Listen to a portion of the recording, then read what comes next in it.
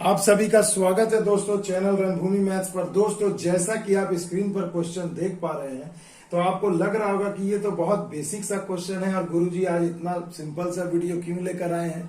तो दोस्तों हर बार की तरह इस बार भी रणभूमि मैथ्स पर बिल्कुल आपको कुछ ना कुछ नया और कुछ ना कुछ स्पेशल जरूर सीखने को मिलेगा, इसीलिए आज का ये वीडियो है। दोस्तों अभी आरआरबी ग्रुप डी की परीक्षा हो रही है और मेंसुरेशन से वॉल्यूम वाले पोर्शन से बहुत सारे प्रश्न पूछे जा रहे हैं। तो मैं आज इस वीडियो को इसलिए लेकर आया हूं कि आप बस क्वेश्चन को देखकर बिना कोई फॉर्मूला याद किए भी आप मैक्सिमम क्वेश्चन को आज इस मेथड को जो मैं बताने जा रहा हूं उसे देखकर आप बना सकते हैं। आइए देखिए मैं आपको बताता हूं। सबसे पहले देखिए दोस्तों, क्वेश्चन दिया गया यदि किसी शंकु की त्रिज्या 21 सेंटीमीटर है और उसकी तिर्यक ऊंचाई 10 सेंटीमीटर है तो उसका वक्र पृष्ठ का क्षेत्रफल क्या होगा। तो मेरे बच्चों ये ट्रिक हमारा उसी जगह काम करेगा जहां पर फॉर्मूला में, देखिए मैं लिख दे रहा हूं, जहां फॉर्मूला में पाई का इस्तेमाल किया जाए। जहां फॉर्मूला में आप क्या लगा रहे हो, पाई। तो क्वेश्चन देखो, वक्र पृष्ठ का क्षेत्रफल पूछा है तो आपको पता है पाई आर एल होता है, मगर उतना मुझे लगाने की क्या जरूरत है ना। हमें क्या करना है, सिंपल सा चीज देखो, जब भी ऐसा सवाल पूछे जिसमें आपको लगे कि पाई का प्रयोग किया जा रहा है, बस वहीं से आपका आंसर क्या होगा। मैक्सिमम क्वेश्चन में, सभी में नहीं, मैं गौर करिएगा मेरी बात पे, हर जगह ये काम करे जरूरी नहीं है, क्योंकि जब चारों ऑप्शन सेम हो जाएंगे तो हम फंस जाएंगे।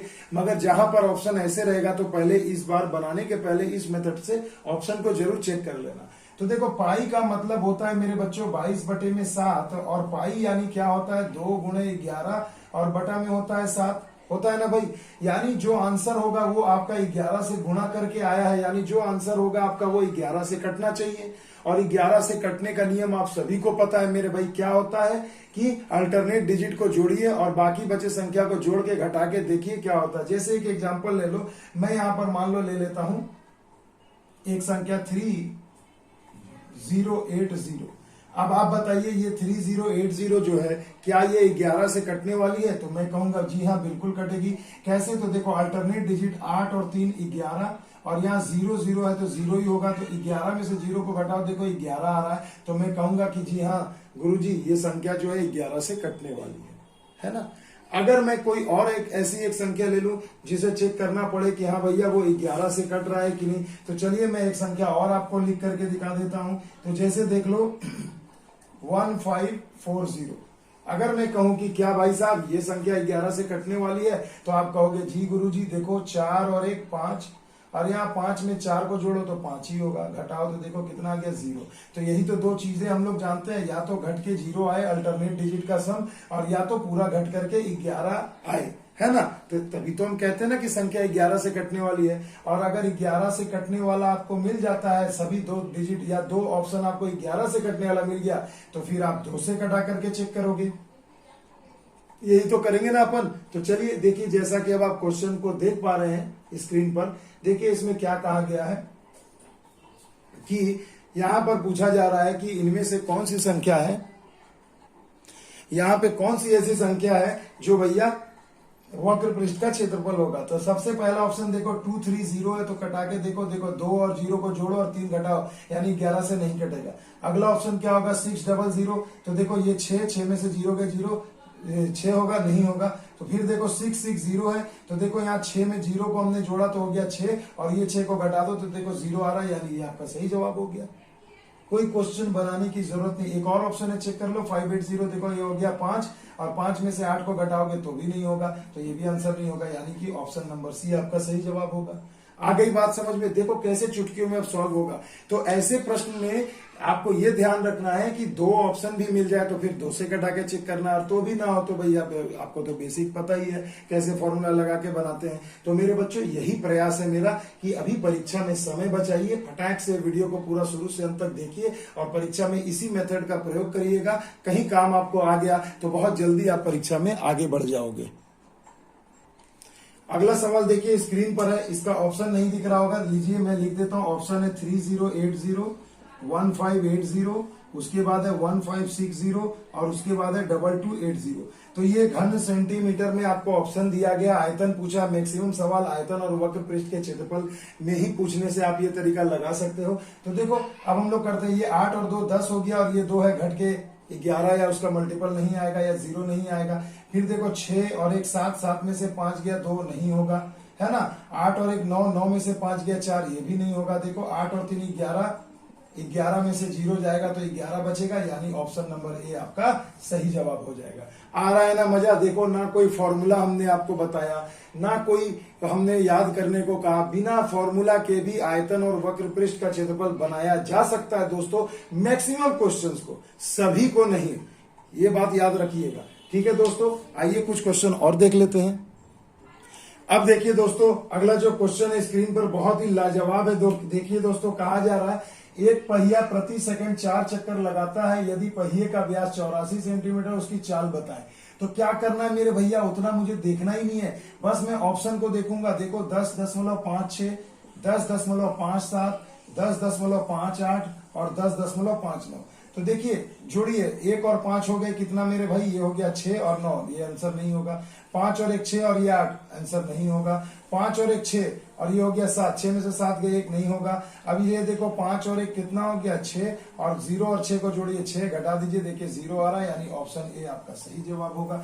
चुटकियों में सॉल्व हो रहे हैं। देखिए दोस्तों, ना कोई फॉर्मूला, ना कोई ट्रिक, ना कोई कंसेप्ट, ना कोई किसी भी चीज का, कोई चीज का जरूरत नहीं है, सिर्फ इस कंसेप्ट का जरूरत है दोस्तों। उड़ा के रख दो परीक्षा में दोस्तों ये। और ये सिर्फ आरआरबी ग्रुप डी के लिए मैं आपको नहीं बता रहा हूं, मैं आपको लगभग हर एक एग्जाम में इससे क्वेश्चन पूछा जाएगा और आप ऐसे करके बना सकते हैं मेरे दोस्तों। अगला क्वेश्चन देखो मेरे बच्चों, कहा गया कि गोले का पृष्ठीय क्षेत्रफल है जिसका आयतन इतना है। तो भैया गोले का पृष्ठीय क्षेत्रफल कुछ भी नहीं करना मेरे बच्चों। देखो ऑप्शन देखो, 1380, 1360, 1368, बिल्कुल लिख के बता रहा हूं बच्चों, बस वीडियो में शुरू से अंत तक बने रहना।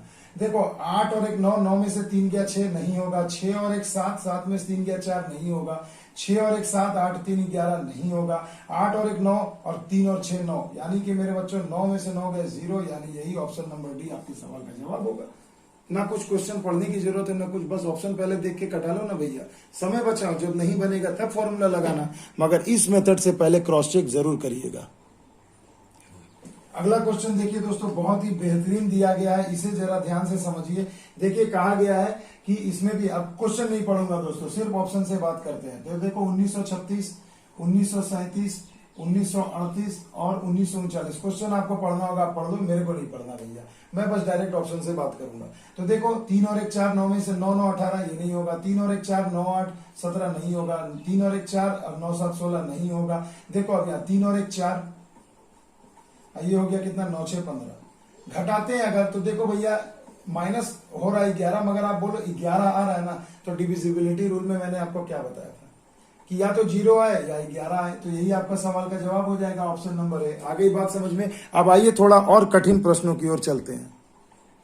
अब देखिए दोस्तों, धुआंधार सवाल आ गया जिसमें अब आपको कुछ नया सीखने को मिलेगा। देखिए दोस्तों, ये क्वेश्चन क्या कहा गया है इसमें भी, चलिए मैं पहले ऑप्शन से बात करता हूं। तो 9.24 है, उसके बाद 2.24 है, उसके बाद 8.14 है, और उसके बाद है 6.94। तो मेरे बच्चों सबसे पहले यहाँ ये चेक करना है हमें कि इनमें से कौन सा है जो 11 से कट रहा है।